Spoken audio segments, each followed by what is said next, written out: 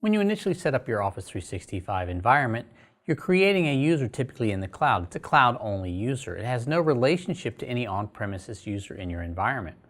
For most organizations, having user accounts in two different places is not something you want to do. That's where directory synchronization comes in. The ability to synchronize your on-premises Active Directory users into Azure Active Directory services in the cloud.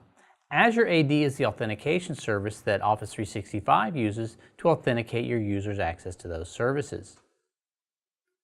By setting up directory synchronization, I get that one point of management. I can manage my users through Active Directory on-premises as opposed to in the cloud, making my life a lot simpler.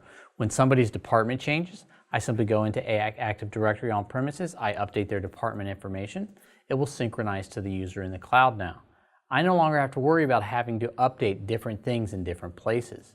I get that one source control, that one place to actually manage things in my environment. There's an actual very different type of authentication happening in the cloud.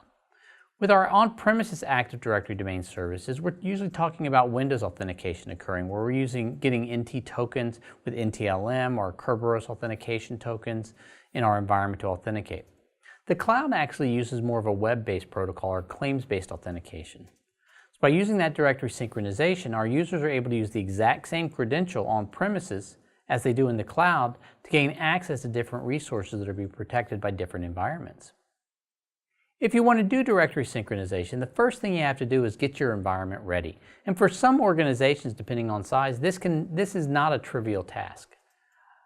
This is an environment where you're going to have to actually spend some time cleaning up AD. You have to make sure, for example, that your users, let's get that, there we go, that your users do not have blank UPNs.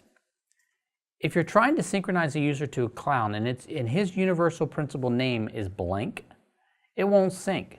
It will not create that user, and that user will not be synchronized to the cloud. So you have to have a value there. Now, it has to be unique within your forest. It absolutely cannot be a duplicate name. So you have to make sure. Sometimes if you're creating users through PowerShell, you may have accidentally created two users in different OUs with similar UPNs. Okay, they have to be unique within the environment. The domain that you're actually working with has to be registered with 365. We talk about in other videos registering your custom domains with 365. If you fail to do so, when you synchronize your users, what will happen is they'll get that default domain, your companyname.allmicrosoft.com, as their UPN. And that's certainly not the goal for most people. So make sure before you try to do the synchronization that your on-premises domain is already registered with Office 365. In addition to that, you want to remove any illegal characters that you might have. If some of the, if you've got some periods, some spaces, some commas in there that are not going to be supported, you need to get rid of those. That's a lot of work to go through and actually figure out what should or shouldn't be there. And luckily for us, there are a few tools. IDFix will actually scan your on-premises Active Directory and looking for any issues that you might have that would cause the synchronization to fail. Some of those issues can be fixed automatically by IDFix, and other ones will actually need to be done manually. In another video, we'll go through and we'll actually look at how you use that tool. And then if you have to do some bulk updating, there's another tool called admodify.net. admodify.net will allow you to make changes in bulk to a lot of different objects in your Active Directory.